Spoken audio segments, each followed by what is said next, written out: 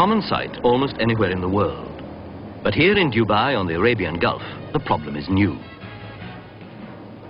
The problem, one of communications. A problem that is growing almost daily as the country exploits its wealth and expands its trade. A wealth and trade that during the last few years have grown out of all recognition.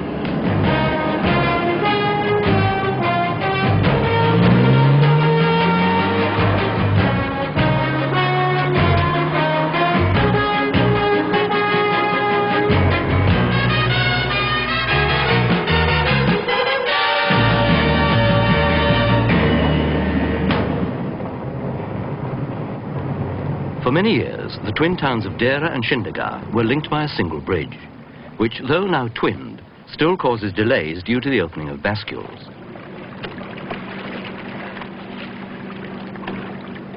Bascules built to allow free passage to waterborne traffic plying up and down the creek.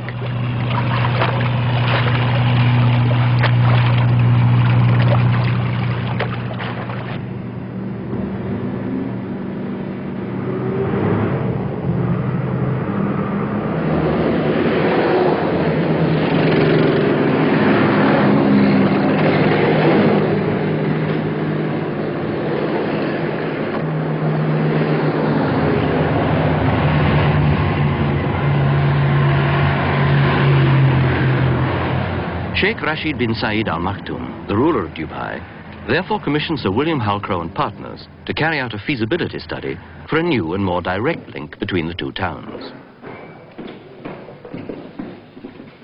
A bridge nearer to the sea was not possible. The reason being the same as when the original bridge was sited: the location of a construction site for offshore oil production jackets that require direct access to the sea.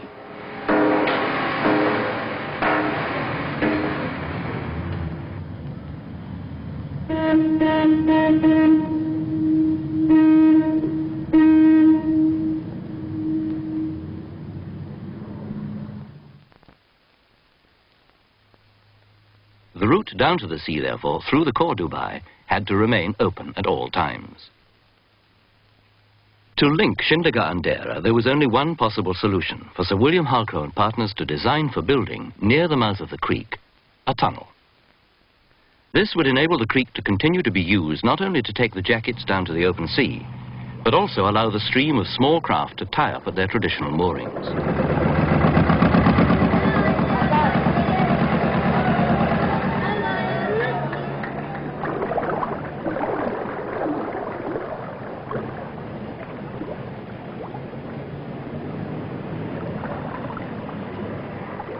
An added advantage of a tunnel would be its proximity to Port Rashid, also designed by Sir William Halcrow and partners, and recently completed by Costain Civil Engineering Limited, who were now awarded the contract for constructing the tunnel. Preliminary studies demonstrated the feasibility of both immersed and dry methods of construction. Costain, however, elected to build the tunnel in the dry. Stage 1 envisaged the dredging back of the Deira bank to form a new channel for shipping, and the building of a cofferdam out into the creek from the Shindagh side. From this side, excavation was to take place, and the building of the tunnel commenced once pumping had dried out the area.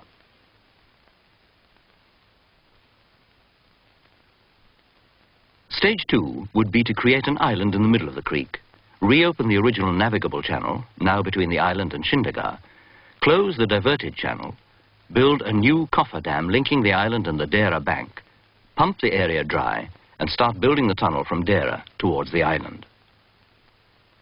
Finally, on completion, the original bank would be reinstated. This was the plan.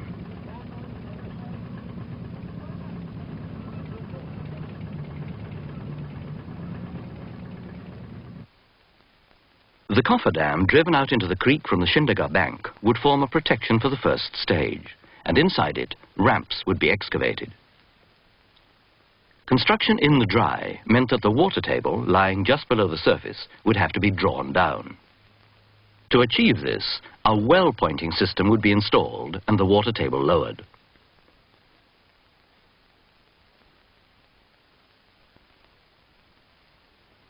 A progression of well points installed at increasingly lower levels would enable excavation to continue. At the deepest part of the excavation, well pointing would be insufficient and would have to be complemented by a system of drainage channels dug laterally across the excavation, allowing seepage to be collected at sumps and pumped directly into the creek. This was the method which would continue throughout, and construction began. For economy in design, the thickness of the base was varied, and where stress is permitted, a haunched profile was adopted. Firstly, the haunches were excavated out to a level below the ramps cut for the main foundations. The entire area was then blinded with a weak concrete mix, on which was laid the bituthene waterproofing membrane. To protect the membrane, a concrete screed was then introduced. And on the screed was placed the reinforced concrete base. The walls of the vehicular tunnels were then built, and later the outside wall of what was to be the pedestrian subway and services tunnel, to be followed by the roof of the main tunnels and the roof of the pedestrian subway. Each operation continuing simultaneously at an agreed distance one behind the other, governed by the gain in strength of the previous concreting operation. Once the roof was completed, the bituthene was brought up the walls and over the roof to provide an enclosing waterproof seal. Protection for the bituthene covering the outside walls was provided by concrete blockwork, and for the roof by a concrete screed. The excavation and structure were then backfilled. The roof of the section of tunnel below the navigable channel of the creek was given extra protection against possible damage by shipping by the placing of a layer of rock armoring. Once the work from the Schindegger side had advanced to the full extent of the coffer dam, the island was formed, and work commenced from the Dera bank and the tunnel completed.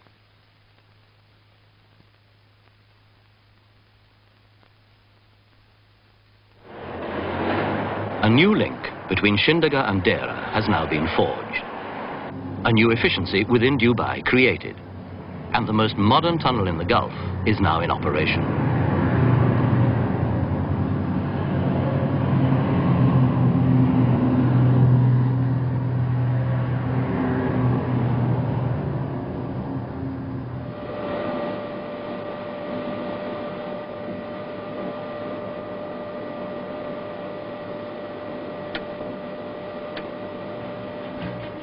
Opened in December 1975 by Sheikh Khalifa bin Hamid Al Thani, ruler of Qatar, in the presence of Sheikh Zayed bin Sultan, the President of the United Arab Emirates, and Sheikh Rashid bin Zayed Al Maktoum, Vice President of the Emirates and ruler of Dubai. It marks yet another step forward in their close cooperation and design for the future.